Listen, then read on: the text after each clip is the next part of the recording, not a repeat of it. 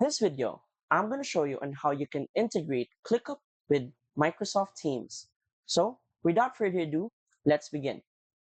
First, open your web browser and go to app.clickup.com and log in to your ClickUp account. Once you're inside the main dashboard, go to the left panel and click on More, then click on Apps. Now, from the search node, type in Microsoft Teams.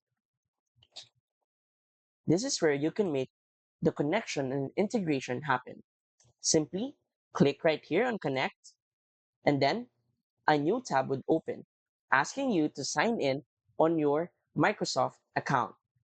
Now, do keep in mind, however, that it has to be your work account. If it's not going to work. So, once you sign in with your work account right here, you should see a done prompt right here on ClickUp, which means you've successfully connected your Microsoft account, Microsoft Teams account to ClickUp. And that's it. As simple as that. So, if you find this video helpful and want to support our channel, feel free to use the affiliate link given in the video description. Thanks for watching, and I will see you in my next video.